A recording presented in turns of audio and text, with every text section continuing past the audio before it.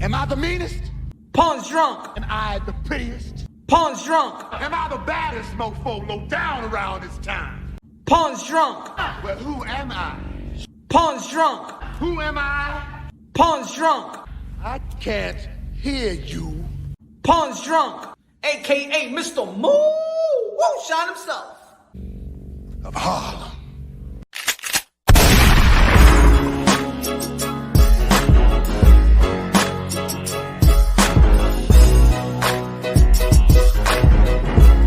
You already know this is. Ay, coño, ¿qué está pasando aquí, coño? ¿Qué está... Hey, my friend, hey, you already know this is Pawn Drunk Boxing, aka Mr. Moonshine himself. The hell is going on around here, man? Man, some damn intro. What's good, y'all? What's good? Good morning, good afternoon, good evening, wherever you at in this side of heaven. God bless you all. Shit, man, all these wires and stuff like that. Excuse me, ladies and gentlemen. What's good, everybody in the comment box? What's good? High, low in the building. Good looking. Mi hermano, good looking out. Good looking out. Always showing love. Always showing love. What's good? Major Key Boxing in the building. Mr. Popo. What's good, Miguel? Ron, Juan, dímelo, mi gente. Happy hour in full effect. Hey, not yet, man. Not yet. Not yet. It's Wednesday, right? It's Wednesday, Major Key, right? But it's happy hour in Australia. So yeah, man. We starting a happy hour Thursday. Early. You already know. Stream is brought to you by Only Smoking Moonshine. Woo! Can I get a little zippity zip before we start this off? Woo! Woo! Don't smack me like that, my friend. Don't smack me like that, okay? Yo. Boxing is in full effect. Ladies and gentlemen, boxing is in full effect. Boxing is full effect. Lightweight division has become the most interesting division in the sport of boxing. The most prestige probably in the sport of boxing right now. Got the young gun, has got the future of boxing is in the lightweight division. In the lightweight division. Shout out to LaMelo Ball for getting drafted by Charlotte Hornets, number 3. Shout out to the family. Shout out to the family. You already know. Fatherhood rules. Shout out to LeVar. Man. L Dog in the building. What's good? What's good, Punch? I'll be going to Australia to see this fight. That's what I'm talking about, L Dog. That's what I'm talking about. The countrymen, helping out the countrymen. You know, in a bit, George Kambosos Jr. is going to be showing up. Y'all already know we're going to be chopping it up. So leave your questions right now. Matter of fact, leave the questions y'all have in the private chat. Because sometimes when I'm talking to the guest, it's hard for me to just stay in tune with the comments all the way. So I could, ask the right questions and have a great dialogue with the guests. I don't want to be sidetracked. Just keep on looking with the comment box. So leave your questions in the private chat. What's good? I never knew you're Dominican. Yo soy de todo, mi hermano. Yo soy de todo. Yo soy de todo. Yo soy el hijo de Dios. Son everything, my friend. Everything, my friend.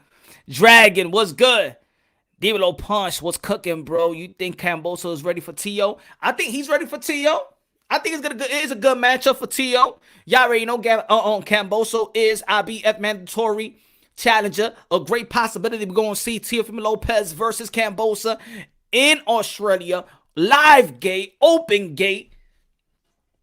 We'll see. And of course, there's a lot of matches in the lightweight division. We're talking about Tank Orion. Of course, next month we're going to be having Ryan Garcia versus Campbell. Who's going to win from that? We got Teofimo Lopez already as the captain of the generation, the commander-in-chief, the undisputed morally. We got Devin Haney.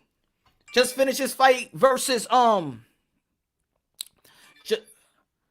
just finished his fight versus Gamboa. Devin Haney looking for a fight with Teofimo Lopez, and I already said if Teofimo Lopez stays in 135, I would like to see a Devin Haney versus Teofimo Lopez. But I'm going to tell you like this, just because a lot of people don't want to talk about Kambosos Jr., that doesn't mean he's out of the mix. He is in great position to get the fight that he has earned and deserve of. Matter of fact, Kambosos Jr. has probably the better type of resume and opponents than the rest of the guys. And I understand, when we're talking about we have the American platform, and a lot of people feel like, they always want to hear, they always talk about Tank, and they talk about Devin, and they talk about Ryan, and they leave out Kambosos because, of course, he's from the place down under, Australia. But I'm going to say like this, he's in better position and probably have a better slight resume than the rest of them. His style is not an easy style to deal with, too. Good looking now, high, low, respect for your guests. Yes, respect for the guests. Respect for the guests. Is Chim Tunzu on fighting on that card? I don't know, but I'm saying like this. Look, Mr. Popo, if they fight on that card, you still got the trilogy with Franco and Andrew Maloney on the undercard. That's good right there. Teofimo Lopez versus Kambosos Jr. in Australia, and the undercard Andrew Maloney and Joshua Franco. That's good. That's good, right? That's a good card. That's a good card. You already know, man. Shout out to Andrew Maloney, man. That is effed up what they did to Andrew Maloney. That is effed up. That guy's supposed to be holding a WBO strap right now. That dude's supposed to be holding a strap right now. And maybe he's good. Maybe I want to go back home. I'm going home, man. I don't trust that Americans here. I don't trust. He doesn't trust, mate. He don't trust it. Maloney was straight up robbed. Yes. Shout out to Jason Maloney as well. Shout out to Jason Maloney, the Maloney brother. Shout out to Jason Maloney. Took a hard loss versus Inoue. Took a hard loss, Can't do nothing about that, man. We talking about a pound for pound caliber fighter, Inoue. Mr. Popo, King Tio, yes. Straight robbery, yes. Yeah. Teofimo Lopez just recently got his Ring magazine, and he was displaying that. He was happy because, of course, the Ring magazine belt, the lineal belt, you just can't give it to anybody. That's a prestige belt. And like he said, you could get the WBC, you could get the WBA. They're giving out those belts away like they're giving out candy in Halloween. But you can't get things like this, ladies and gentlemen. Can't nobody get this belt. WBC, they could give anybody a belt. WBA, give anybody a belt. One thing they can't give is this one. You gotta earn that one. You gotta beat the man to beat a man. You gotta beat the man to beat a man. You gotta beat the man to beat a man. And George Kambosos Jr., highly possibility that he gonna fight the man, beat the man to beat a man. He has that great opportunity. Great opportunity. This is a dream matchup. It's a dream matchup. Well, there's gonna be people out there gonna be like, "Come on, Punch. Come on. What about Haney and Tio? Come on. What about Tank and Tio, Punch? What about Ryan and Tio?" Let me tell you like this. Like I said in one of my videos, those guys, which is rightfully so in position to get those type of fights, of course, they talk about money. They talk about the A side. Mayweather Promotions like Ellaby that recently blocked me because he just couldn't face the truth about the A side and the discussion of how people see who's the A side or not. Maloney needs to be cry racism. he probably. Yo, Punch, if Tio wins, will he be getting the belt? Love the Ring magazine belt from Tio. He got the belt already. I just showed it. Got the belt already. So, again, Jason Maloney, y'all already know he beat the likes of Mickey Bay, New York City. Last fight versus Lee Selby. And Lee Selby is was the top lightweight as well. If you look at the back-to-back wins, these are good, decent, credible wins for Kambosos. He said this guy said Tio cherry picking again. Yeah, Richard Comey and Lomachenko is cherry picking. Get this fool out of here. We want real boxing fans. Real boxing fans that know their ish.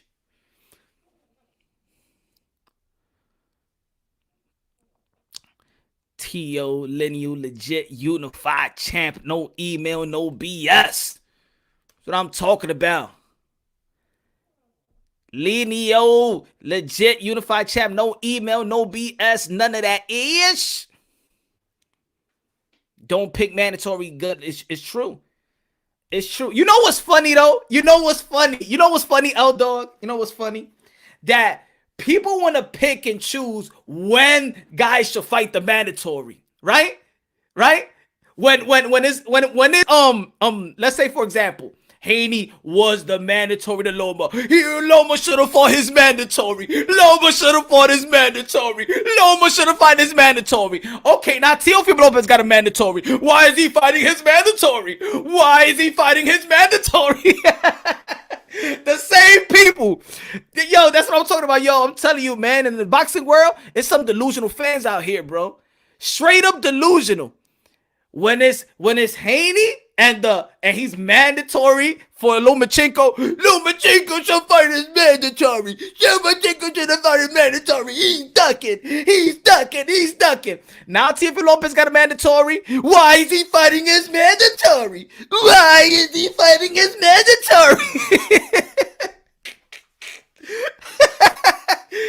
Yo, I'm telling you, man. Boxing fans, yo, I'm gonna tell you like this, man. I'm boxing fans, but in general, you already know, man. A lot of people just retarded when it comes to boxing, man. When it comes to boxing, I'm telling you, bro, they turn retarded, bro. The narrative just doesn't stick forever. You gonna fool yourself. And again, what I said before on the channel, if you subscribe to the channel, hit the notification bell, get my updated videos. I always say that the saddest person in the world is those who lie to themselves. Because if they can lie to themselves, they can lie to anybody.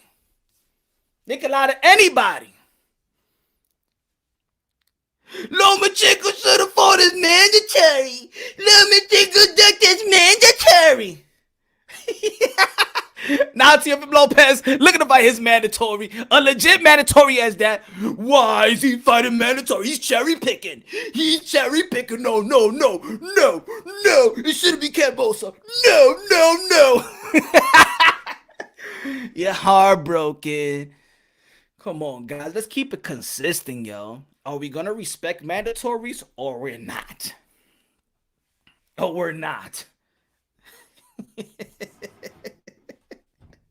Can I get a shot, ladies and gentlemen? Damn it. Can Moonshine get his moonshine in?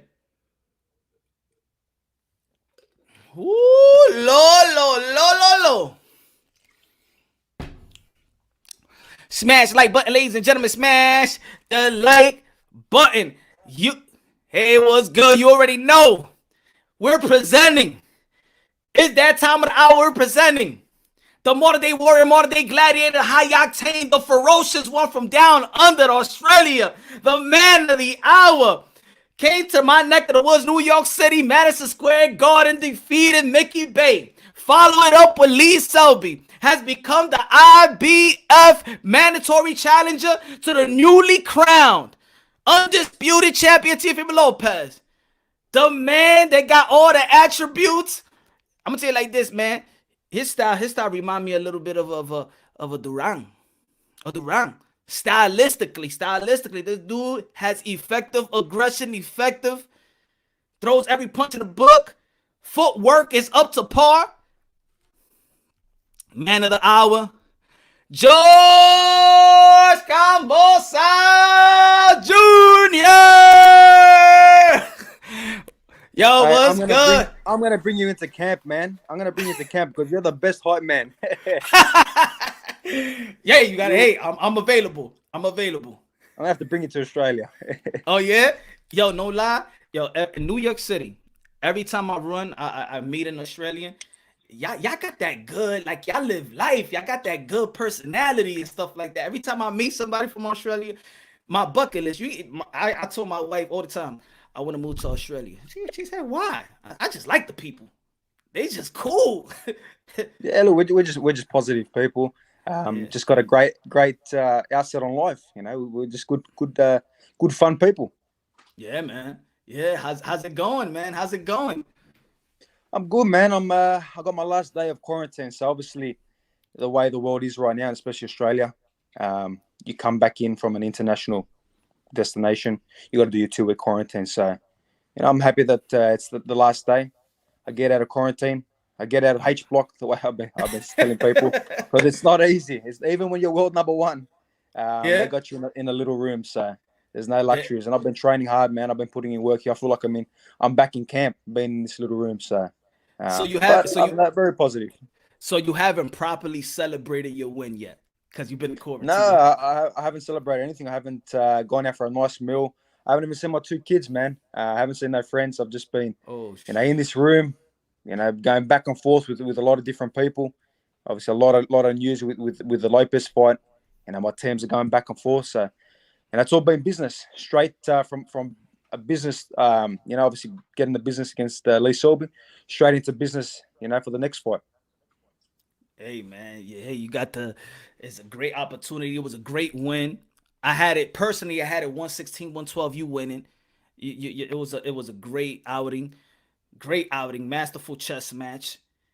I love the performance. I love the performance. A lot of people thought that Lee Selby was going to come in and just beat you, and I just think it's because people are probably more familiar with the name here in America. They push certain fighters, Mm. and they don't probably talk about other fighters from outside of America. So you hear the Tank and you hear the Ryan and you hear the Haney's, but Kamboso, man, you in precision, man. You fighting. You probably got the best two outings out of all of them at lightweight. Yeah, look, what other lightweight that's not a champion, and obviously I don't rate Haney as a champion because he got it emailed to him. Not disrespecting his talent, he's a good fighter, but what other fighter outside of the champions have gone and fought 2 former world champions and beat them? But not only beat them well and in their backyard. I mean, I've Yeah, taken risk to go fight Mickey Bay in New York in his backyard, Madison Square Garden, then going and fought Lee Selby in London in his backyard. Um, and that's a risk I'm taking. That's why I yeah. deserve to be in the position I'm in. I deserve to have earned the position I'm in. And I mean, I know I have the skills, the belief, and the talent to beat Lopez. Yo, people always forget about how hard it is for others to come from their home, into a uncomfortable situation. Most of the time, when you're going outside your country and you beating people and it's all the odds up against you. You don't know. You know how boxing is. Is it gonna be robbery? They're gonna rob him because he's not the hometown guy. So you facing all of that, and no lie, I wish that more champions would go outside of their comfort zone and defend their titles outside of the country, earn their A title outside of the country. 110%. You're a world champion. You need to go defend your belt around the world.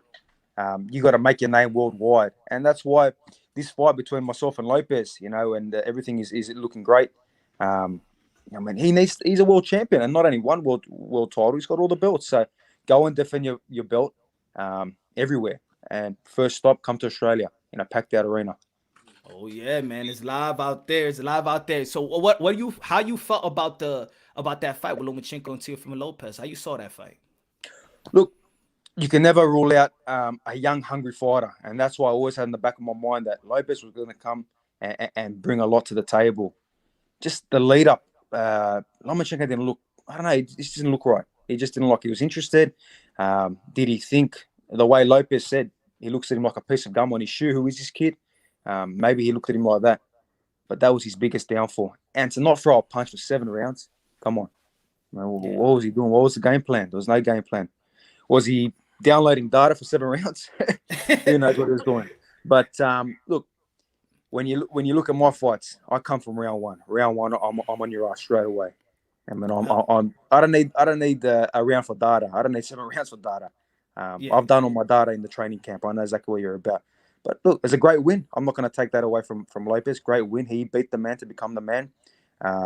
he got all the belts, so he becomes the guy now.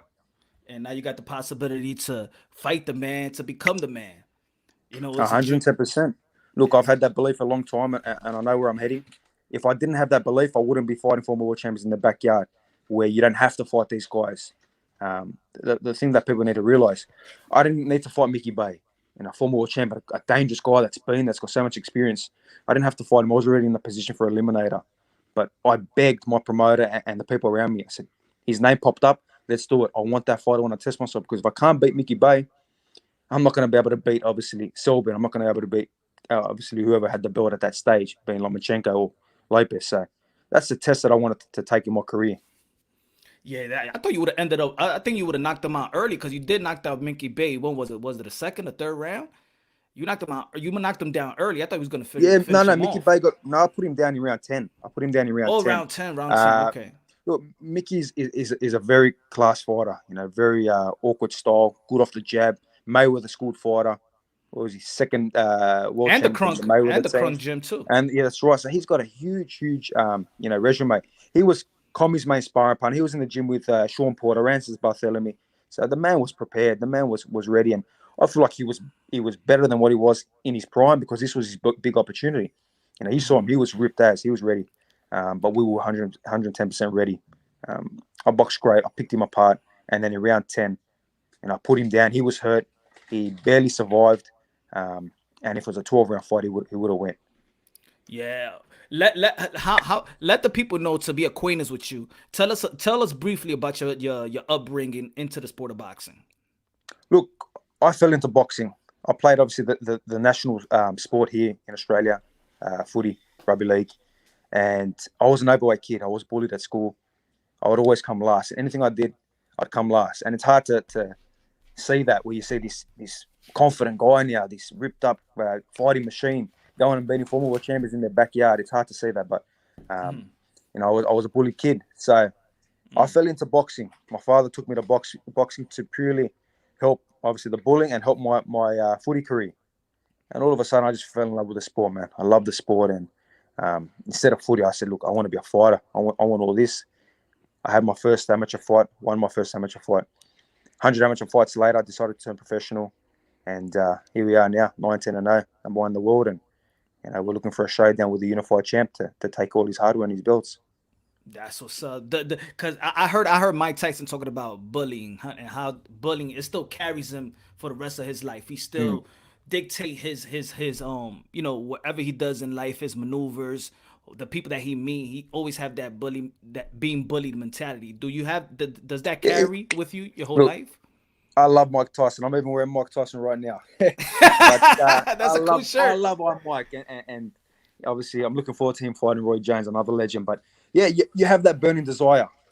That's why when obviously people are going to say things, they're going to say, well, you shouldn't be fighting Lopez, or you're not going to beat Lopez. Well, I've heard it all already. I've been, as a young kid, hearing negative things. So, you just use that as fuel. That's your fuel. That's your burning desire inside of you to prove people wrong. Like you said, not many people thought I was going to beat Lee Selby. Not many people thought I was going to beat Mickey Bay. And even when I was fighting in Australia, a lot of people didn't think I was going to beat certain guys.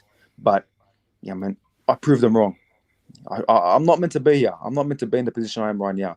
Definitely not. People say, man, you're a talented fighter. You move so well. Your speed is unbelievable. Your footwork is unbelievable. Your boxing IQ is unbelievable. But this is just hard work. This was no talent. I'm telling you now, I was an overweight kid that struggled to run laps around an oval. This is just pure hard work, dedication, and sacrifice and belief. The more I got into, the more I fell in love with the sport, the more belief I began to have. So you could say that boxing actually saved your life, you feel? I feel so, because I don't know where I would be without boxing. I don't know how overweight I'd be. I don't know how much bullying I would have caught, because obviously bullying is crazy, and a lot of unfortunate people take their lives from it. So who knows where my road would have taken me, my life would have played out. But I'm in a great position right now to be where I am at, and obviously in a position to give awareness to bullying and to help other people, because I know it's a big factor. A lot of people see that this guy. A lot of people think I'm arrogant or too cocky, but it's just pure confidence. And when people remember, they go, man, you're just a humble guy, man. You're just a cool, humble guy. Yeah, man. I love your style. I love your ferocious style. And what I also personally what I love about your style is when you throw those counters, you don't throw them single shots and countering. You probably never throw the single shot. You actually double it and triple your counters. Time like I was watching the fights and I'm like, he don't wait 3 seconds to throw a punch. You don't wait longer than 4 seconds, 3 seconds. You No, you no. have a consistent pressure. It's from bell from the start to finish. You just keep on that pressure. Great jab, great jab. Very disciplined with the jab, and I believe that jab, has become this type of I believe they have abandoned the jab nowadays. They throw more feints. A lot of fighters throw more feints. They have abandoned the jab, but you still throw that jab. Footwork is amazing, and I love Look, the I'm, combination. I'm from the old school, man. I love the Swiss science, and the jab is the most important punch in boxing. Your right hand or your hook can take you around the block, but your jab can take you around the world. And my jab is second to none. I've got a very good jab, and not only just a normal straight shooting jab. This jab will come from different angles, different awkward angles, from the upside, the inside, shoot to the body. It's just an awkward jab and a fast, aggressive jab that puts a lot of fighters off. And I know Lee Selby didn't expect, you know, the power and the speed that the jab was going to come at him. He was rocking his head back like crazy. Yeah, And that's one of the huge attributes in my game. Not only the pressure, but the amount of shots I throw. The precision that I throw shots, the combinations. I'm a very good counter puncher. People think I'm just come forward and come into brawl, but I got a very good boxing IQ. I've got a very good vision, great feet. I had 100 amateur fights, so I've done my apprenticeship. I've been in there with different guys. I travelled all around the world as an amateur, fighting in Russia, Ukraine, Armenia, the US. So people are going to realise that, and obviously, like yourself, you've realised, and a lot of people are starting to realise that this guy is there. He's up there in the top. And when we compare the lightweights between the top four that they always say is Lopez, and you continually say Davis, Garcia, and Devin Haney. Well, look, Davis is gone back to 130. Who knows what he's doing? Garcia, what's he done? Who's he fought? He's fought nobody. And then you go to Haney. Haney hasn't fought anyone either. Gifted a title. So when you put the resume, I truly believe that, Lopez is the man, and I deserve to be the number one where I'm at right now. hey, you're not lying. I said that earlier in the intro. Is that really, if people look at the resume and the guys that you have fought and who they have fought in 135 pounder, your last two opponents just legitimized that you probably got a better resume than these guys, and are more, 110%. and it's probably more prepared for this type of big fight that has earned the right for this fight. No hype, all hard work. Yep. So I think that's what a lot of people does respect your position and respect you as a fighter. That you ain't coming in with no hype. You're not coming in with no storyline that hyped you up. You have worked real hard to be in the position. IBF mandatory to challenge for, which was supposed to be the Loma, because I know a lot of people thought that Loma was gonna win. So a lot of talk was Kambosos and Loma, but now has become Teofimo Lopez and Kambosos. And to be honest, I'm happy that it's Lopez, because styles wise, and if you go back on some interviews before they had fought, and I was getting asked the same question: who do you think is going to win, and who do you want to actually fight? Personally, I was saying Lopez. I want that fight because he's just got a good style, like my style, exciting style, fast punches, explosive, can push you away anytime, can hurt you at any time. Great footwork, great defense, and we're both young. We're young, we're hungry. We're two lions that are going to come and fight. So now you imagine that in front of 50, 60,000 people. It's massive, man. It's massive. And everything is moving nice. And it's the fight I want. Look, Garcia, he's talking about Lopez. He mentions his name. He goes, yeah, that's a fight we can do later down the track. Haney, he talks a little bit, then he says down the track. Davis, down the track. He wants to be the ace or whatever, right? I'm the only guy saying, Lopez, I want you. Straight after my Selby fight, I'm calling him out. I called him out a million times. I don't fear nobody, and I've gone into the backyards of former world champions. I've been in with former world champions inspiring. I've been in with legendary fighters inspiring. So, Lopez does not scare me one bit. I got no fear, and I feel Lomachenko did have a lot of fear in that fight. One thing that the fighter I am, I'm ferocious. Doesn't matter who's in front of me. Hey, and people know that you've been in there with Manny Pacquiao, 200 plus rounds. So we know you've been boxing greatness. So tell us about those experiences. And I know you talked about it before in different interviews, but briefly tell us about those experiences and what do you learn by sparring with Manny Pacquiao or being around Manny Pacquiao? What have you soaked in from Manny Pacquiao in and out the ring? Look, Pacquiao's a legend, legendary fighter, Hall of Famer. We all know his accolades. He's an incredible fighter. But to be in there, to do 250 plus rounds with the guy, to be trading leather, to take his shots, to give my shots, to outthink him, and then obviously he's changing the game up. His footwork, his movement, and you said about the counter punches, how I come back with 3-4. Exactly what he does. So a lot of his game, has implemented onto my game. To be around him, to be in and out, to throw the combinations, speed, our speed. When you put both of us together, it's incredible. People would have paid a lot of big money to watch that sparring. Great for my career, but again, outside of the ring, just a humble guy, man, a humble guy that has so much time for his people, has so much time for fans. The things I saw with that guy was incredible. He would wait after training 2-3 hours. Lines would be there to get a photo with him and to talk to him and try to get money off him. And he would sit there for 2-3 hours after a big session, after sparring, and sit there and take photos with everybody. It's incredible. That's what's I mean, not many people would like him, and I don't think there'll ever be another Manny Pacquiao, but great for my career. And look, I earned that position too to go out there and spar him. I mean, it wasn't just all of a sudden, hey, you're going to spar Manny Pacquiao. I had to go spar Jose Ramirez, Ray Beltran, who are both his sparring partners. And I was sparring them guys at Wildcard, and obviously I got seen by Freddie and a few other guys there. And, that's where it started picking up. I mean, my name and around the circuit said, okay, this guy has some serious talent. Who is this guy?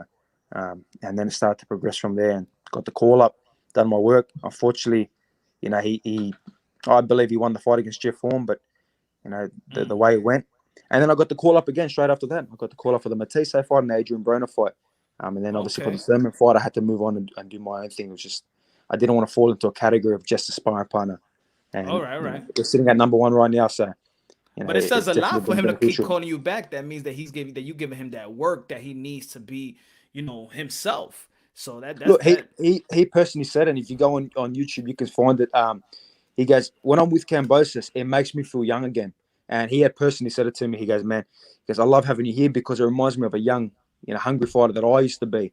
And that's why, especially the Matisse and the Broner camps, man, are fantastic training camps. We push so hard. And, I really thought that I brought that youth back into him, and that's why he looks so good. But great, absolutely great for my career and very beneficial. And that's why I'm not afraid to fight anybody. If I can go trade leather with him, I mean, obviously all these other guys that I've sparred, all these other world champions, over 20 world champions I've sparred. I mean, what am I afraid to fight anybody? That doesn't bother me.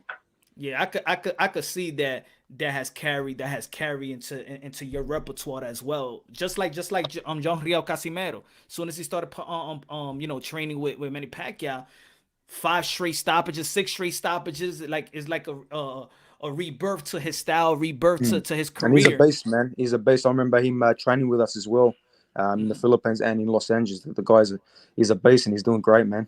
Yeah. That I want to see him fight. I want to see him fight. In a way, man, that'll be a cracker fight, an action-packed fight. Yeah. So where do you get that aggression from? That type of style? Where you get it from your trainer, or it was you? It was just your style naturally, and then your trainer just had to work around your style. Yeah, I think naturally I just had that aggressive kind of style where I want to fight. I want to throw punches and sit there and land my shots, but your trainer molds you. And I've had multiple trainers. I've always been a guy that wants to learn more and more. I don't want to just sit with one certain style. And unfortunately, sometimes trainers don't like that.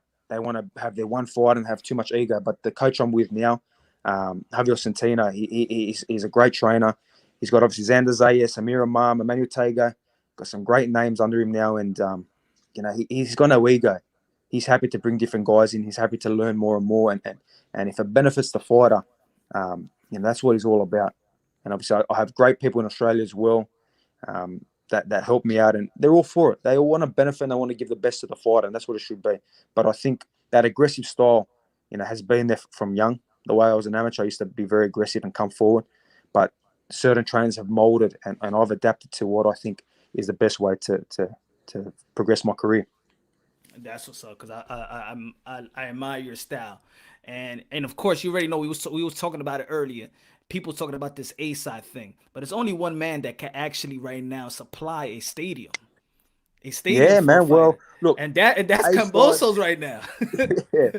Look, A side is Lopez, right? A side, he's got the belts, and when you put them together with any other lightweight in the division, he's got the belts. So if you've got the belts, you're the A side.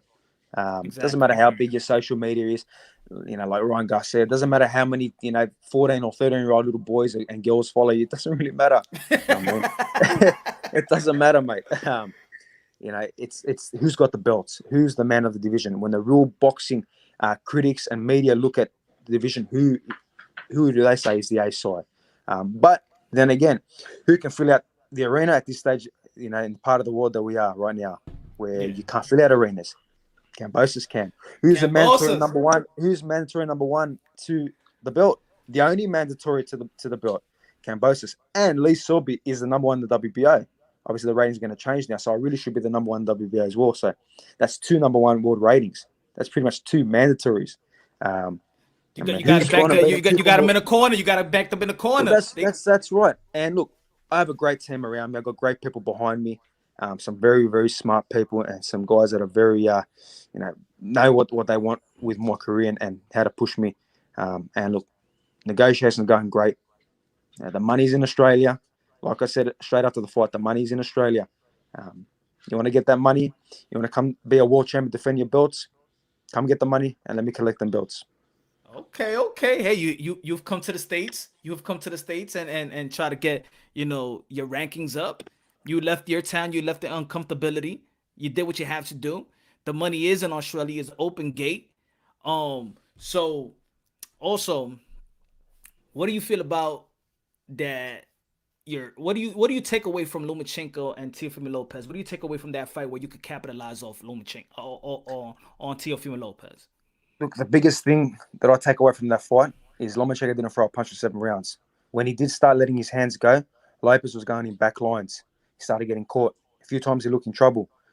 He's conditioning his stamina. And when we saw him, to the body get taken down and start to really slow up. And that's with Lomachenko not throwing a punch for 7 rounds. And that's with Lopez being conservative as well. You can see the way he was fighting in the early rounds. He was throwing the shots that he had to throw. It wasn't like he was throwing a million shots at once. So I feel there is a lot of issues with his stamina. I feel there's engine problems with Lopez. Um, I feel that his weight. I mean, he's a good, solid, thick, lightweight. He's not tall. We've taken a photo together. They've had us take a photo together. He's not huge. I mean, Lee Selby was bigger than Lopez for some Okay. reason, and I don't know how that guy made featherweight back in the day. So when I take away from that fight, I think he has engine problems, and I believe that I will definitely capitalize on that. Plus my speed, my movement, my boxing IQ, my footwork to get in and out of range. I think he's going to find it very, very difficult. But look, great fight. It's a shootout. I really believe it's like a wild west shootout. Yeah, yeah. We're both going to come and fight.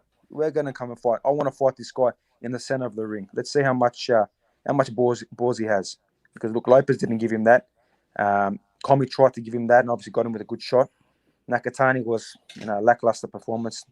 So Not a you so great you got fight. you believe you got the right style to neutralize Teofimo Lopez and go out there and win all the belts. You feel like your style is fit 110%. And look, a lot of people are going to say, oh, this guy's dreaming. Oh, this guy can't do it. But they said the same thing for the Selby fight. They said the same thing for the Mickey Bay fight. Obviously, this is the next level. But I go up with that as well. I just get even better. I believe that what people saw for the Selby fight, and they say, wow, that was a great performance, man. You look unbelievable. You're so fast. You're so sharp. Great performance. But when you find the unified champ, you know how much you get up for a fight like that? I mean, you go to another, not one level, but 10, 15, 20 levels. So I truly believe, and when I have the goods to beat Lopez. Yeah, you know how many people in the past 2 days have said Kambosa? Come on, Kambosa. Then they reply like a couple of hours later or a day later, and they be like, "Yo, I just saw clips from Kambosa. I think that's gonna be a hard fight for Yeah, Teofimo well, Lopez." that's the Do you thing. know how many People people have said that? look, we got a really good name across the world now, but you still you got the casual supporters that don't realize, okay, who is this guy? Who's he been around? Who's he beat? And then they go do a bit of research and say, okay, wait a minute. He just fought two former world champions. Let's have a look at some videos. Wow, he's fast. He moves great. He's got explosive power. Wait a minute. He's been with Pacquiao. He's been with these other former world champions. Let's look at his self-belief. Does he truly believe in himself? Okay, he believes in himself too. This is going to be a good fight, man. And that's what it's all about. And look, as much as what people say, as much as what I say right now, man, I've got to show it on the day if that fight does eventuate, which the way we're looking at. What month y'all looking at? 2021. Look, that's got to be early in the year. Hopefully March, April. I know he's coming off some injuries. He was complaining. Obviously, he had the injury with his foot. He's been complaining about his wrist as well. But I mean, I'll tell you now, and I'll tell you, Lopez, right now that I'm 110%. If you want to do it tomorrow, let's do it tomorrow. I have no injuries. I've got no problems. I know you probably can't make weight tomorrow. I can make weight tomorrow. But You've been quarantined, so doesn't matter. We'll do a catchway as long as the belt's on the line. I don't care. But look, we'll be looking at obviously March, April. Fantastic time in Australia. Open stadium, open arena. So it's a great time of the year. that's what's up. You trying to be? You want to be to Australia what Manny Pacquiao is to the Philippines. That's what you're striving for, something like that. But not only Australia, but I live in Australia. Greeks. I'm a very proud Australia, but I have that Greek heritage. Yeah. I'm a Spartan warrior, and my family, my bloodlines are all from Greece. And I went and fought in Greece last year, which was a proud moment. And I did promise him that I will bring a world title back to Greece one day as well. So look, I've got two nations behind me. I mean, Haney, Garcia, they got obviously the US, the American fan base. I'm based in the US, but I have that Australian, Greek fan base, plus a European fan base as well. So it just makes sense. It's a great fight, and styles make fights, and I love it.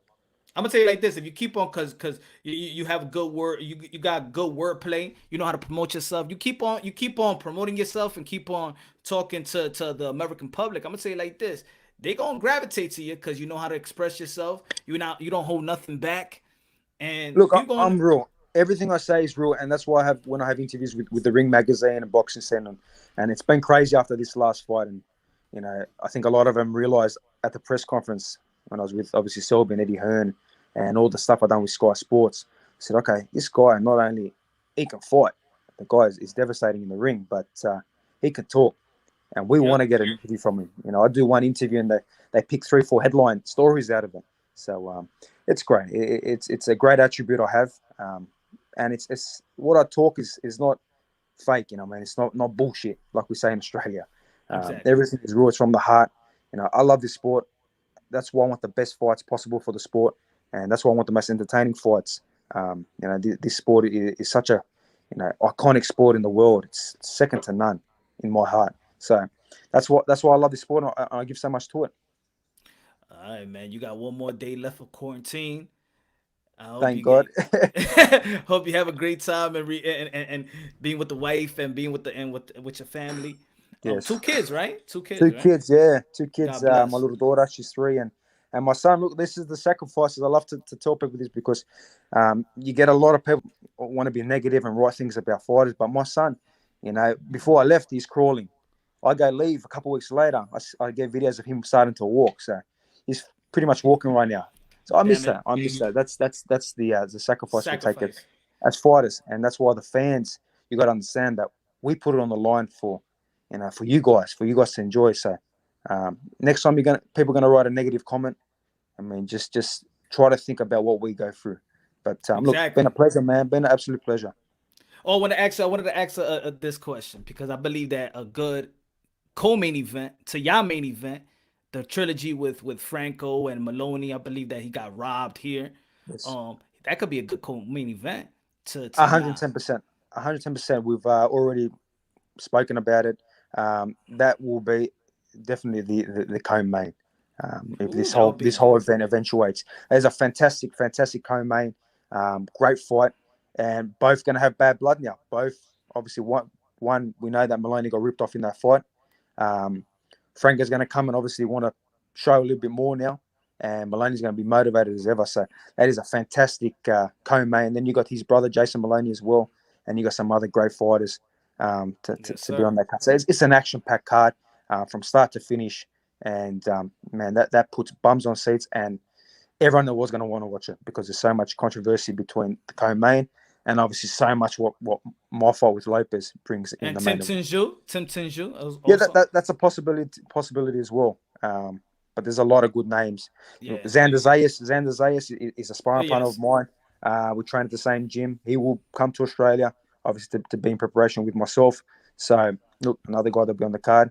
There's another guy that we promote. I have my promotional company, Terry Nicholas, who's a Commonwealth Games representative. Another guy. So there's a lot of moving pieces and a lot of good things, good signs to create a mega event here in Australia. Man, I'm getting hype. It was an honor. Mr. Kambosos Jr. It was an honor. Thank you very much, man. Thank you. God bless you and your family. And you already know you're a modern day warrior, modern day gladiator. No, I appreciate it, man. Spartan warrior, gladiator. I appreciate it. Thank you. All the best, my brother. All right, take care.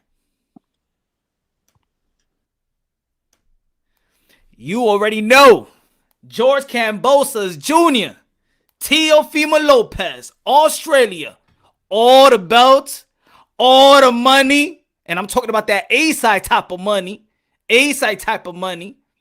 Don't come around here to punch my boxing and let me know why he's fighting is mandatory when y'all been complaining for damn near 2 years about somebody else not fighting is mandatory. Keep the same energy, fellas. Keep the same energy.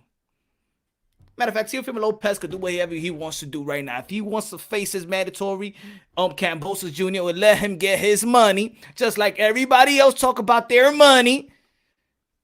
He fought his back-to-back. He has proven to us that his career is dictated by legacy. So I want to hear the contradictions when it comes to this fight. I want to hear. But again, thank you. It was an honor to interview George Kambosos Jr. And I'm telling you like this, man, his style is good. I mean, that style right there is gonna be an action pack because he keeps on. He fights high volume puncher, great combination, great footwork. And y'all already know Teofimo Lopez got that power, got that footwork. Also could outbox, could outslug. This is a great matchup. He has earned his position in the IBF mandatory to get an opportunity for this fight. What more can you say? The only bitter ones is going to be the people that's just going to be like, oh, what about Tank? What about Leo? Well, with Tank, y'all heard what Flo Mayweather said. He said that he needs to fight somebody else to get a Teofimo Lopez. He's not prepared for Teofimo Lopez. Ryan Garcia going to be fighting Luke Campbell. The winner, Ryan Garcia is talking about Tank Davis. Devin Haney, I said it enough. If Teofimo Lopez stayed 135 pounds, I would like to see Devin Haney and Teofimo Lopez. But Kambosos is the mandatory. Kambosos supply a stadium in which these other fighters can't supply stadiums. Hey, Teofimo Lopez already given us some back-to-back. Richard Comey, Lomachenko, 2 champions, is in the pound for pound list. And I believe that everybody knows if you think logical, that this guy could pick who he wants to fight. He has that just due. He has it because he has shown us. And he has challenged himself with a Richard Comey and Lomachenko that he could challenge himself versus Kambosos that's probably got a better record than the other guys that everybody else is praising. So yes, a Kambosos Jr. versus Teofimo Lopez is a legit match, a legit fight, and a fight that we should all also want to see, just like we want to see the rest. Feel me? Great turnout, has come to America, Madison Square Garden, in my neck of the woods. He beat Mickey Bay, knocked him down in the 10th round, beat Mickey Bay, beat Lee Selby. Another quality, 2 credible quality fights in which I believe that we give more credit to his wins than any other the Ryan Garcia, Devin Haney, and Tank wins in lightweight division. Are we in agreement or not? Am I lying? Am I out of pocket? Let me know. Let me know. So, yo, shout out to everybody in the comment box. Thank you very much to rocking with your boy. It was a great interview, man. It was a great interview. The dude could talk the talk. He's been walking the walk. So, undefeated challenger, Kambosos. Had a lot of pedigree, 100 plus amateur bouts, has worked with the best, has worked with the legends. You can see that Manny Pacquiao style has, has helped him in his style, because if you go check out Kambosos and you check out his combinations, he double it up, he triple it up, he throws the quadruple combinations off the counter punching, off the movement. This guy has a lot of attributes. Now, is he this powerful puncher? No, but the dude can sting you. He has decent quality of decent power and decent combinations that get you out of there. He's a break you down type of fighter. He's not this knockout artist, but a break you down type of fighter. He's in his prime. He's young. He's hungry. And this is the type of fight that we want to see. And we also want to see champions in the sport of boxing go out their comfort zone as well. There's a lot of champions, and I'm going to say it like this. Floyd Mayweather Jr., which is one of the greatest of all time. He stayed in Vegas his whole damn career. I wanted to see Floyd Mayweather fight in the UK. I want to see him fight out of his comfort zone, out of the refs, out of the judges, out of his comfort zone, because you a world champion. The greats have fought all over the world. The Muhammad Ali's of the world, the Mike Tyson's of the world. It's not easy. It's not easy to leave your comfort zone, but that's what a world champion has to do, in my opinion. Manny Pacquiao. When's the last time Manny Pacquiao fought in the Philippines? A lot of his championship fights is away from home. They facing the odds, they facing the uncomfortability and things of that nature. So, this is boxing. This is a world sport. This is a world sport.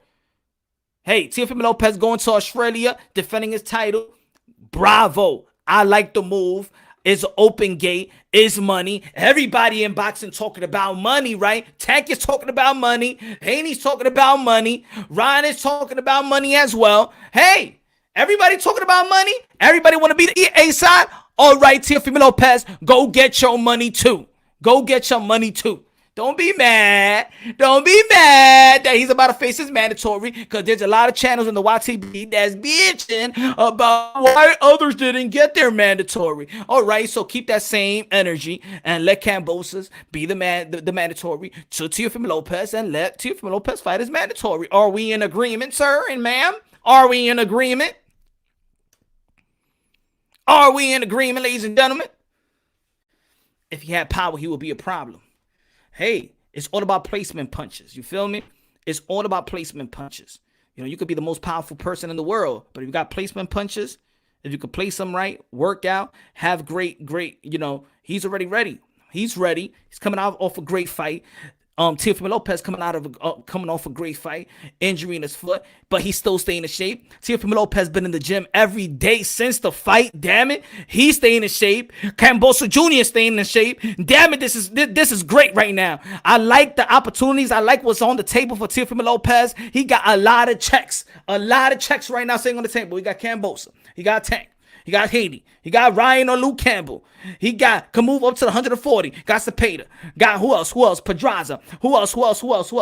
He got a lot of checks on the table, and that's what happens when you become the man. You got all these opportunities, and now you can call the shots. And now you could be like, how much is that? Nah, I want this much. Y'all want to talk about A side? There you go. Who puts more butts in the seats? Okay, he's going to put more butts in the seats in Australia. I'm going to tell you like this. That's right, Punch. Let's get this paper. Yeah. Rap Star Boxing was good. Everybody was good, man. Everybody, thanks for tuning in, my brothers and sisters. Thanks for tuning in. L-Dog, good looking out on that, my brother, bros. Lisa Bales was good. Ron, Tony was good, my brother. Was good. Prime Boxing Knowledge was good. High, low, do not cry. Hey, good looking out, my brother, always showing the support and love. Does Bud Crawford deserve 50-50 split with Spence? No. Nope. 6, good looking out, my brother, good looking out.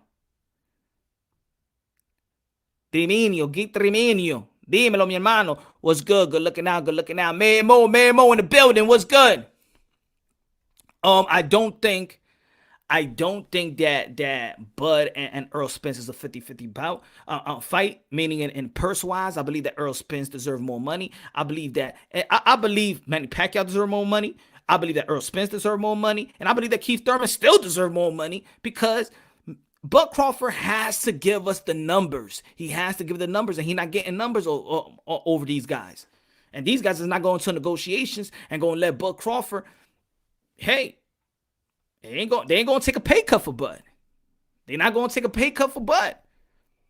But I believe so. Like I said earlier yesterday on my live stream, I believe that Bud needs to be Bud in terms of promoting himself when the lights are on, when they're focusing on Bud, when Bud has a title fight, when he's ready to fight, and now he needs to when he needs to go around and do some interviews, he needs to promote Bud, not Terrence. He needs to be Bud, because when he's arguing and chilling with his peoples, with Shakur Stevenson of the world and the Andre Wars of the world, he could trash talk. You already know he's from the street, he gully, and things of that nature. He could talk the talk and walk the walk. We already know that from Bud Crawford. All he needs to do is when it's time to be Bud, he needs to promote himself. Remember, just like he said, he's not owned by Top Rank. He doesn't work under Top Rank. He said it's a partnership. So in that partnership, yeah, Bob Arum should be promoting. Top Rank does the promotion job, but then Bud Crawford, your job is not to like.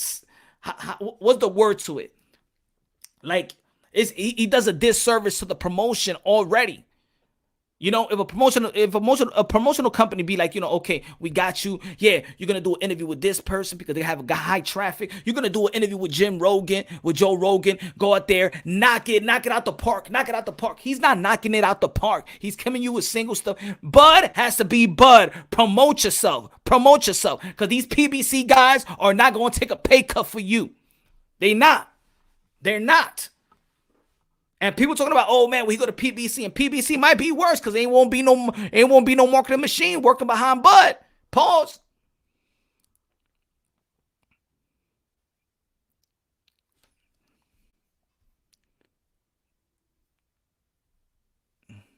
So, whole Bud gets it together. The boxing is well. The lightweight division is all hyped. It's hyped. I like it. Also, you can fight. You can put in a Rolly Romero up there. You still got Richard Comey there. You still got Felix Verdejo going to be fighting Nakatani. Great fight. The lightweight division has become the most interesting division in the sport of boxing because we look at the lightweight division as being a future. The 140-pound division in futures to come is going to be prestige as well. It's going to be prestige. No link today, my brother.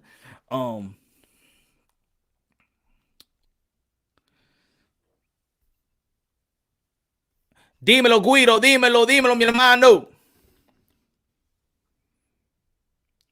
So, everybody in the building, man, good looking out, y'all. Y'all already know tomorrow, Happy Hour Thursday. Hold on, let me get a little bit of drink. Let me start it off. It's Wednesday, but let me start it off.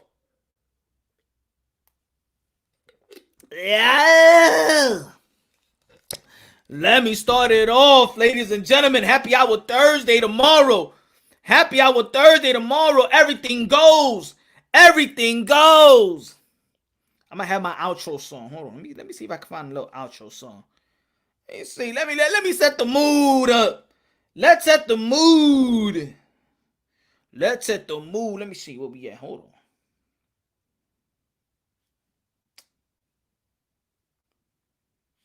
Let's set the mood up. Let me see. Where's the mood? Come on, man. What are you showing that now? Why do I have this twice?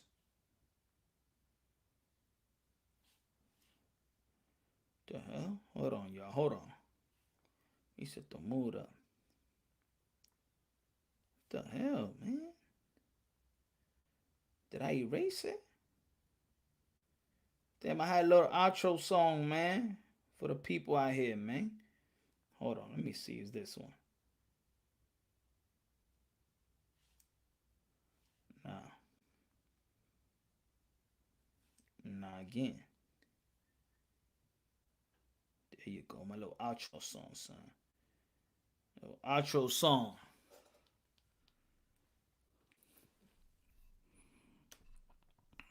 Lopez just need to make sure he's consistent in every fight. Yes. I got a special IPA beer for Mr. Moonshine. Yeah, have it on deck. I'll be there sipping on pina colada with no alcohol. There you go. Let's.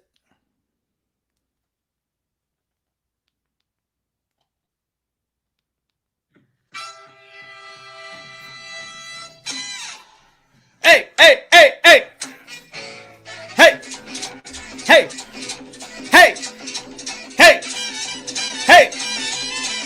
Mr. Moonshine!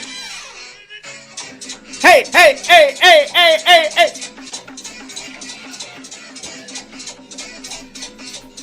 Mi gente! Coño!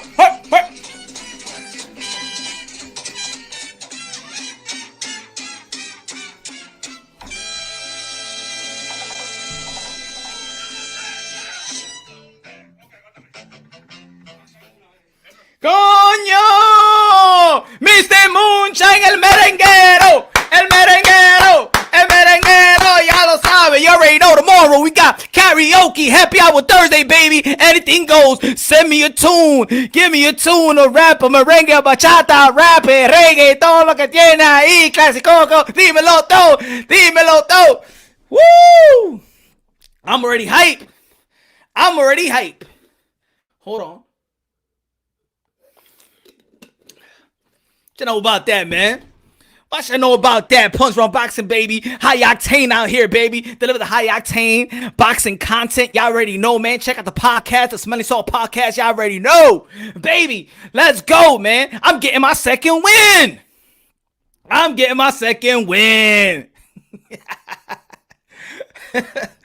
Dime, mi hermano, otra vez, coño, ahí, dímelo. Hey.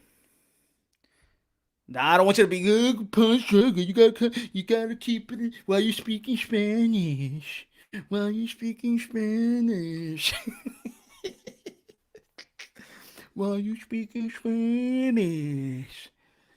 Dile un merenguero ahí para la gente. ¿Qué me importa a mí? You don't like it? Fuck that shit, man. Otra vez, merenguero.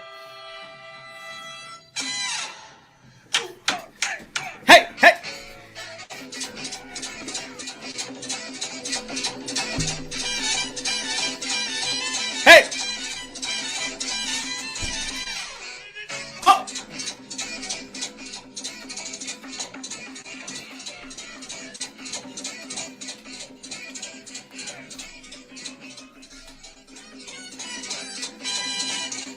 Pondrog Mr. Moonshine himself, my friend, Mr. Canevar. Woo! Woo! Shit makes you want to get up and go to the store and get you a presidente. A little bit of shot of Brugal. Hey. Barcelona, no, este Pondro Boxing brought to you by Barcelona de la mañana. Tú sabes, la mega se pega. Yo.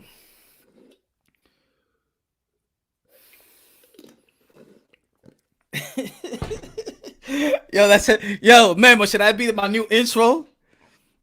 Should I be my new intro, guys? Huh? Oh, it's too much for y'all. It's too much. Huh? Should I be the new intro, Memo? That be the new intro. People ain't familiar with it. Don't cry, don't speak Spanish. Bondron, don't speak Spanish. Hey, yo, what do y'all think about also? What do y'all think about, what I was going to say? What do y'all think about, what I was going to say to y'all? What I was going to say to y'all? What do you think about the video that I put out earlier today about Deontay Wilder being the new George Foreman 40 plus years ago? George Foreman took it worse than Deontay Wilder. I believe so. I think that George Foreman took that loss worse than Deontay Wilder. I think he took it worse. George Foreman also talked about that his water was tampered, spiked, roofied, whatever that is. He also talked about that the ropes was loose. He also talked about that he had a discussion with his corner, and his corner told him, if you ever get knocked down, you got to look at the corner and we will count for you. He blamed on the corner that they miscounted. He wasn't even thinking about, George Foreman wasn't even thinking about the ref when he get knocked out by Muhammad Ali. His corner, him, has discussed that if you ever get knocked down, that look at the corner, try to fight us, and we will count for you. He said, y'all miscounted. Just think about the excuses that George Foreman had if it was like today's days with the social media and things of that nature. Damn, yo, they'll be on his neck. You got to remember, George Foreman was the laughing stock when he couldn't even take a loss. And I believe that George Foreman is the perfect person not only to talk to Deontay Wilder, to train him and talk about boxing, but how to handle a loss better. We don't want it to take 10 years, remember. He took a loss so bad that he wanted to find Jesus Christ, Jesucristo. I cannot do it. Jesucristo, what happened? I need you. George Foreman couldn't take that loss. George Foreman took a worse loss to come back. Yes, he did. A lot of people really don't talk about that. Y'all think this has happened before, y'all. And this is what I say. We all have jokes. But at the end of the day, we love the sport of boxing. Come on. We love the sport of boxing. We love these fighters. We understand the sacrifice these fighters make. These are modern day warriors, modern day gladiators to put their life on the line for a pure entertainment. But also they are humans, y'all. These fighters are humans. The problem with the fans is that we are more barbaric than what actually happens in the ring. We are barbaric. We don't look at these fighters as humans, but we need to humble ourselves. These fighters are humans. Yeah, they're professional fighters, but you know what? Not everybody could take a loss the same. Not everybody could be silly or breakage and be proud and almost cry to her opponent like, oh my God, and be so humbly and the way that she lost so graciously and things of that nature. Not every fighter could do that.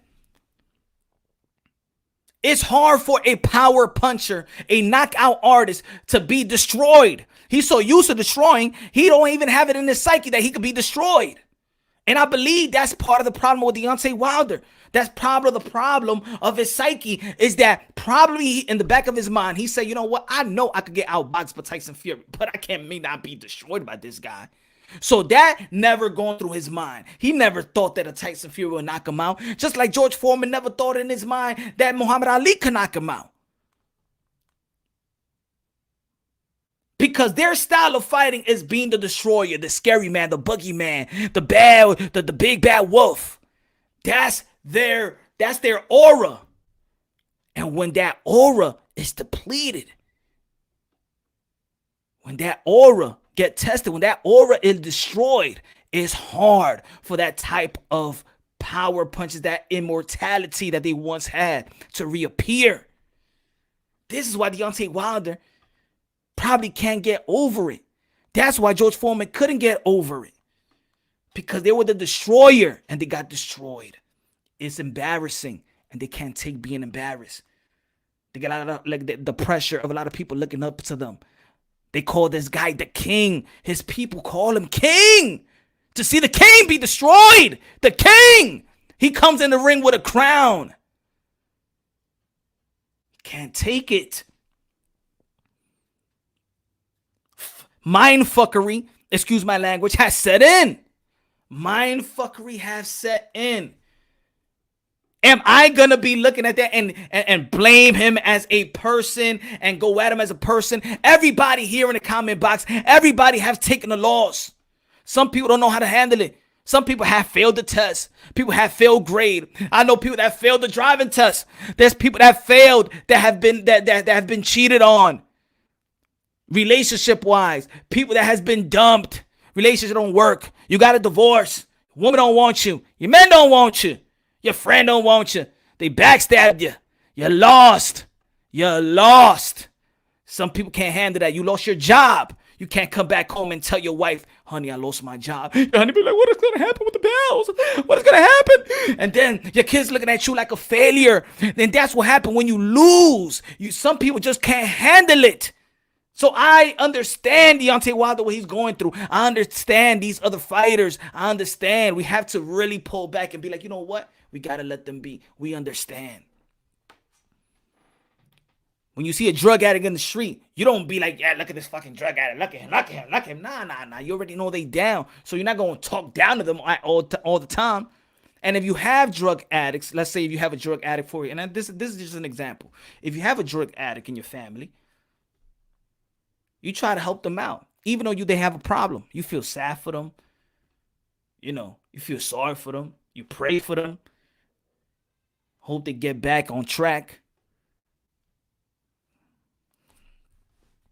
It's not easy losing in front of millions of people. It's not easy losing. And don't tell me that you can handle it too. Yeah, it might be funny to you, but maybe you can't handle it too.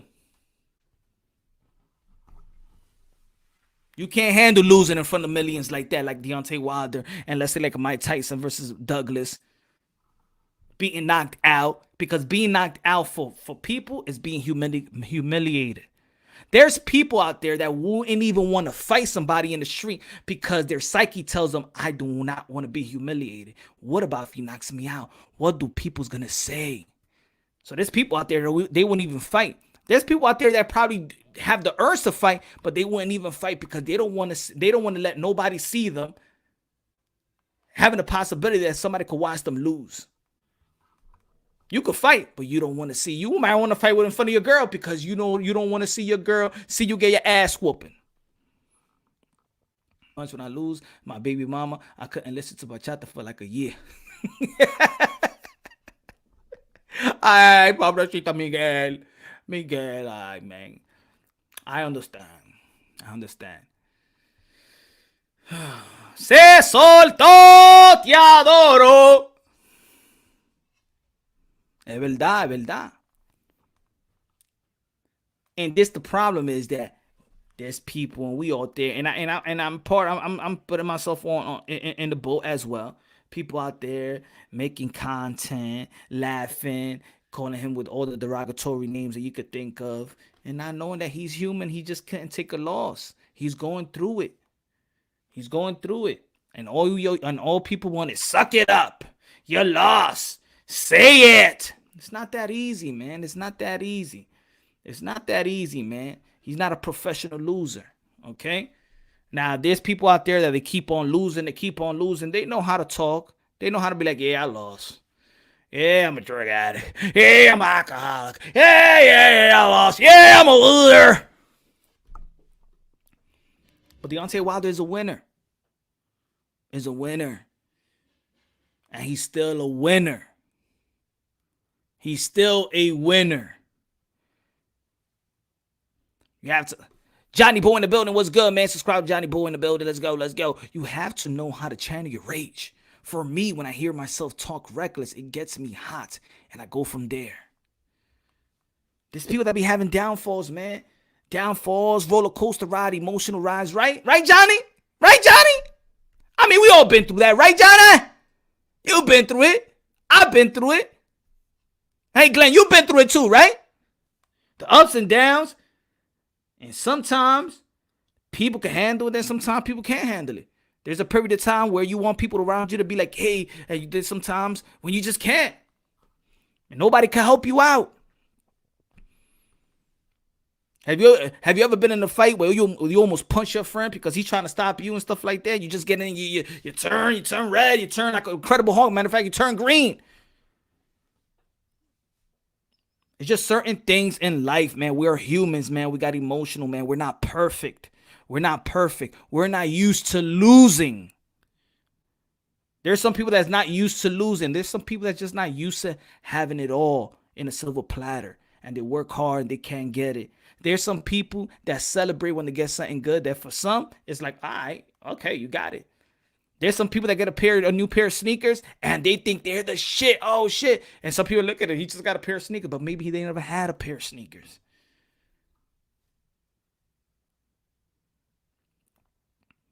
So people over exaggerate when they lose, and people over exaggerate when they win as well. In the end of the day, it's like Frank. Remember Frank? Frank and Scarface. He had the best quote in the movie, and I know a lot of people quote Tony Montana, Sosa, you know, everybody. But Frank said, "You got to fly straight. You got to fly straight."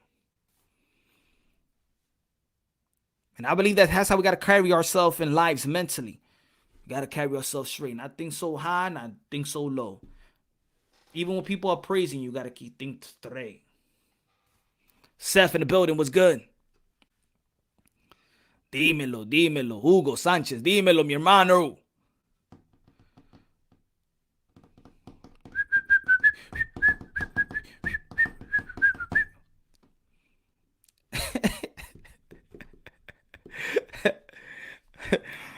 Ya bueno, ya el merengue otra vez. Frank from Scarface got resurrected and had a beef with Paulie on Sopranos over Gardner. But yeah, man, Frank said it the best. Frank, you got to keep it. You got to be straight. It's straight. You can't leave up. You know what happens. So all I'm saying to my peoples out there, man, to watch TBC, man, is just think about that. And I'm not telling anybody how to handle their content because, you know, everybody doing their thing. I understand the grind. I understand the sacrifice. I understand the edit work. I understand everything. Everybody got their personality. Everybody is them who they are. And y'all deliver. Y'all got your followers. Y'all doing a good job. And shout out to everybody that's doing their thing. Everybody. Doesn't necessarily I agree with the content, whatever, but I understand the grind. So I pray for all of y'all. Keep on doing your thing. But when we're talking about boxing, the most dangerous sport in this damn world, talking about boxing, regardless if you want to give credit or not, we understand, we love this sport. We understand the sacrifices these men and women go through. We understand. We understand that they could die in that ring. We understand they could get paralyzed in that ring. It's just like my Kambosos said. He haven't even seen his son. He went from crawling and now his son is walking. And he wasn't there because he just sacrificed for his family, to feed his family with his bare hands. So it's fighting for his family. These fighters fight literally for their family to make an honest living. They fight literally. They take punches, they take blows, they take punches in the head to feed their family. Deontay Wilder walked into the boxing ring, into the boxing gym to take care of his daughter. Let's remember that. Let's remember why this man did what he did. Let's just remember. And these guys to all these boxers. Again, we love boxing first. All I'm saying is, give the fighters the benefit of the doubt.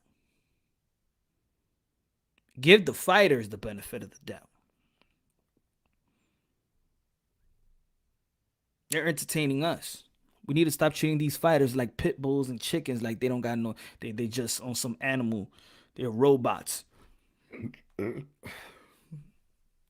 So I can understand just by living in the element in where there is a lot of depression, because I'm born and raised amongst the poors. We all poor. We all have our struggles. We all have to. There's some people that have to sell their soul just to make just to survive. People sell their souls. Struggling. There's parents out there that don't feed themselves just to feed their family. I mean, just to feed the kids, they won't eat. With the same culture that eat rice with ketchup, bread and sugar, bread and syrup, bread and mayo, crackers and mayo, bread and butter. Sometimes there was no butter. Sometimes you just got to eat that, and the pasta will stick in the pan, and the pasta will stick in and the rice will stick in the pan. Eat it con. Dirty water. Some people don't got no filter. When you turn on the water and the pipe, and when you turn on your bath water and the shit comes out brown. You remember those?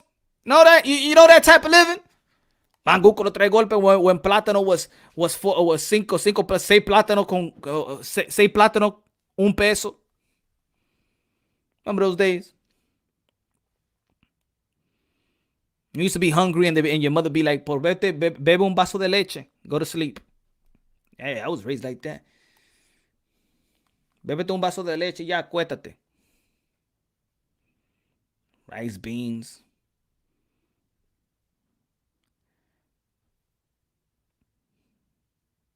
Peanut butter with jelly. Peanut butter with no jelly.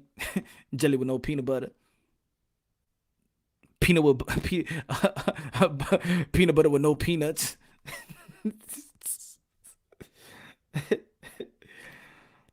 Con flang. All I'm saying is, man, that boxing, no matter how much money you make, it's always going to be a struggle. You out there fighting. Ramen noodles. Chicken or beef? Put your hands on the pavement. Well, we'll put it in the oodles and noodles. Chicken or beef? All I'm saying is, man, that boxing is always going to be a struggle no matter how much money you make, man. You're getting blows in the head, bro. You're getting hit in the head. It's still a struggle, man. It's still a struggle. Losing in front of the whole world, taking a beating. This is not a basketball game when you're losing a basketball game. This is not a football game, you're losing a football game. This ain't a swimming meet. This ain't track and field. This is not tennis. This is a sport. But when you lose, you're humiliated. And the whole world is watching. Do I expect every fighter to take a loss like the queen, like the queen Cecilia Brækhus? Nah. Like Joshua Greer, we admire that. But let's not forget that these people are these modern day warriors are human, man. So just like I understand humans and I understand the struggle and I understand the mental lapses because of the struggle, you understand. I've been around that. That's the element. I know more mentally ill people than okay, you could say quote unquote okay people. Nah, we know that, man. We was raised and we live around, man, we fighting every day. So, $1 pizza, Seth. $1 pizza. He said, y'all ever got Ray going to white bread with a piece of cheese? That's a hood pizza. Oh, shit. But let's respect these fighters. Understand, man, that while they're just going through something mentally, he can't take a loss. And hopefully he comes around just like George Foreman did. Just like George Foreman did, you know? It took George Foreman, 10 years? It took him a long time. I hope it doesn't take Deontay Wilder that much. We need to stop trying to devalue these fighters just to prove a point, just to brag. Not everything is a debate. Not everything is a debate table. You know what I'm tired in the YTBC? You know what I'm tired of the boxing stuff that it does at times, like, give me why do people actually waste their time outside of their family to do this? I'm tired of people trying to devalue to credit others just to win an argument, win a debate. In the end of the day, there's people that's looking on. I want to enlighten, but be enlightened. I want to educate and be educated. This is a boxing community, so we could chop it up. A boxing community of boxing fans that we have the same thing. We love this sport. We know the dangers of this sport because we know our sport. Have fun, we can have debates, but let's respect the fighters and give them the benefit of the doubt as well. So on my channel, I would love for people when they get on the panel to rephrase themselves from calling fighters bums or those type of derogatory names. Especially their words bums, pussy, they ain't shit. All those words, I do not want it on my panel talking about fighters anymore. I know it's going to be hard for people, you know. It slip up. I'm just saying that I hope I want to end the derogatory thing about, you know, then people phrase to boxers. So when you're in the panel and you don't like a fighter, just rephrase yourself from saying bums and stuff like that, because these guys ain't no damn bum. If they do cab driving on the side, we could call them cab driver. if they do a cab driver on the side, yeah. But nah, they ain't no bums. I don't give a damn if they, you know, rank number 1 to rank number 10,000. Man, it takes balls, bro. It takes cojones to step inside that ring. So when I'm saying the panel, y'all can do whatever y'all want in the comment box. When I'm saying on my panel, you know, when boxers see Punch Drunk Boxing channel, yeah, they're gonna laugh. Yeah, they're gonna hear people getting critiqued. But at the end of the day, we're not gonna devalue them and call them a bum. That I don't want rock on my channel. When we're in the panel, because at the end of the day, I did this channel to be another instrument to uplift the sport of boxing and be a new avenue for fighters and the boxing community. I didn't do this channel to degrade boxers. I didn't do this channel to discredit boxers. I didn't do this to just make fun of. And yes, I'm comical and stuff like that from time to time, but I always say what I say. I always say that these are my modern day warriors, modern day gladiators. And I'm not going to stop saying that. I love these men and women that do their thing. But now on my panel, that bum calling another fighter bum is not going to be rock. I'm not going to rock with that no more. You're not going to degrade these fighters like that. I think we're clever enough. We have vocabulary enough to critique a fight, critique a style. We could say you're going to get your ass knocked out. Yeah, we could say all of that. But that doesn't mean they're bums. Call them low opposition. And a matter of fact, put it this way. If you feel like a fighter is a bum because it's a low opposition fighting an elite fighter, what that says about the elite fighter that's fighting these low opposition fighters.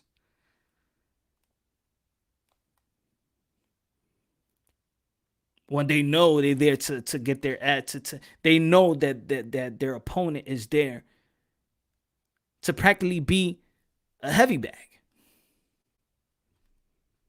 So there are some fighters that are just pure trash, though, Punch. No, they're just low opposition. And there's other fighters that are just more skillful than other fighters. It's not that they're trash. There's other fighters that are more skillful than other fighters. That's it. Always think about it if it's your kid that's going upside the ring. Think about it like that. Think about it as your kid going up in that ring. He's about to fight. Or you're going to tell, yo, son, your daughter, you're trash. No, because you know damn well it takes it takes balls to be out there and fight. Even in the street, when you see guys that stand up for themselves and knowing they're going to lose. Have you ever seen these a guy or a girl that you know they never fought anyway, but they got their buttons pushed, and then they're not gonna take it anymore. They're not gonna bully anymore. What do you say about that fight? You're gonna be like, oh, he's a bum? No, you ain't gonna say that. Even though you know that he can't win a fight, but him striving to not be bully again, to go out there and fight, even though that he might fight this bully that know how to fight, but he out there and he'll take an ass whooping. But you know what? Seeing him get an ass whoop and seeing himself standing up for himself, man, he gets all the props in the world. So these guys, there are low opposition, but they're willing to take the fight to fight the guy that's highly invested and highly skilled. But he needs to take this fight to feed his family, to pay the rent, to pay a mortgage, to pay a hospital bill. So he needs to take a fight. This guy needs to go out there and take this fight with the likes of a Haney or Shakur Stevenson or a Spence or whatever. And they know they're gonna go out there and lose, but they need to take that fight because they need to feed their family. In the end of the day, they ain't laying down. They're gonna fight. They're gonna lose, but they're gonna fight. So that's my point of it.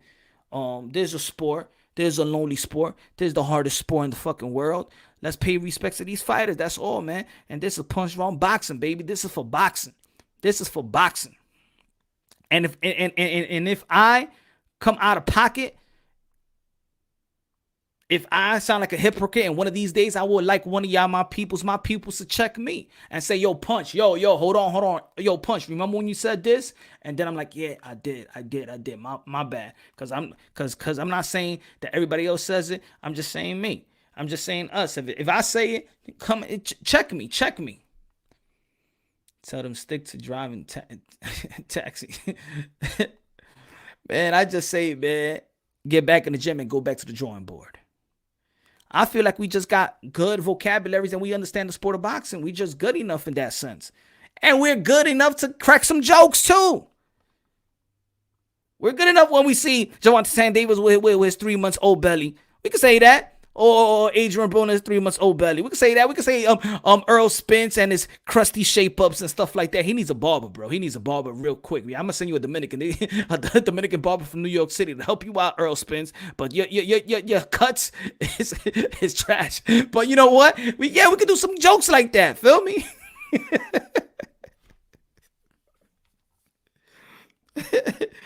We can do some jokes like that. That don't hurt. That don't hurt. Just let's call him a little opposition, man. A little opposition. I feel sorry for that guy that's 3 wins and 35 losses. But he's used. But he's still feeding his family. You know? The Samuel Vargas of the world. We need those. We need those fighters. These are the tests for these great fighters. We need the Adrian Granados of the world. We need those fighters. And we also need them veterans, in which you want to call washed up. No, they get old as well, wear and tear, but they still out there being veterans, and we need those veterans as well to push these young fighters. We do need the Kambosos of the world. Yes. We need the Ghost Guerreros of the world. We need the Josecito Lopez of the world. We need those. We need those veterans. We need those veterans to push the new generation to the limit. See where they at. The Luis Collazo of the world. We need those. They need to get their bread too. 2021 is gonna be fire. Yes, sir. I know a journeyman who might not be that good as a pro, but he's a real dog in the street, and he'll knock most guys out on the street. And I'm gonna tell you like this: there's a lot of that's true on Rap Star. And you know what? There's a lot of people that make a living off just being a sparring partner too. There's a lot of people. There's a lot of fighters that just live off being a sparring partner. They get credit too. There's people that die also by sparring. Let's not, I'm telling you guys, man, let's respect the sport. Let's respect these fighters, man. Let's respect these fighters, yo. Let's respect these fighters, man. That's all, man. I think we better than that, yo. You know the channels that are not better than that. Let's be better than that, because people are coming in and looking at these channels and looking at and want to educate or want to be educated. Let's break it down unbiasedly, logically, and objectively. But yet, let's hold them accountable as well when they talk and things of that nature. That's all I'm saying. Is let's look out for the fighters first. Let's give them the benefit of the doubt. And let's understand that they're humans too. And let's understand that not everybody is the same. Let's understand that not everybody can handle a win and a loss the same. Because some people don't know how to handle a win. As much as people want to talk about handling a loss, as much as people want to talk about handling how fighters handle a loss, there's a lot of fighters that can't handle winning either. And that's why they come and gain all that weight, because they can't handle winning. They can't handle success just as much as a fighter can't handle losing. And we know a lot more fighters that can't handle success. Think about it. Andy Ruiz, good. That's a good name. Could he handle success? Could he handle the best win of his career? He couldn't handle that. So as much as we talk about a fighter like Deontay Wilder can't handle a loss, there's fighters that can't handle a win. We also got to look at that as well, man. We got to look at that as well. There's way more fighters that can't handle a win. There's way more fighters also that had the potential to be greater than what what had the potential to be greater than what we thought they was going to be, right?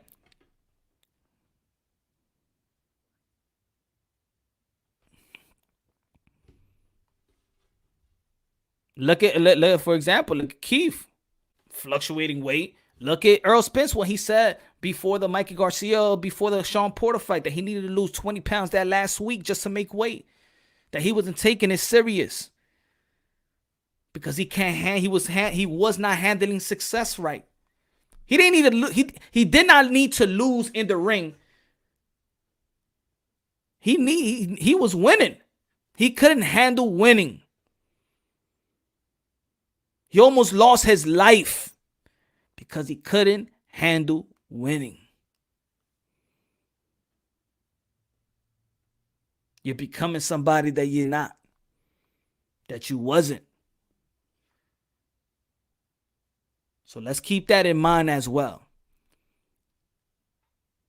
It takes a level of strength to be a fighter, to be a champion, to live like a champion in and out the ring. It's a everyday work, and you're alone at it because no one understands a fighter but another fighter. It's a very small circle. Also, I suggest for other fighters to stop devaluing other fighters, because when fighters devalue other fighters, when you say they ain't shit, then the casuals gonna say they ain't shit because you said they wasn't shit. But you supposed to be the one that should respect these fighters more than anything, because y'all fighters understand fighters.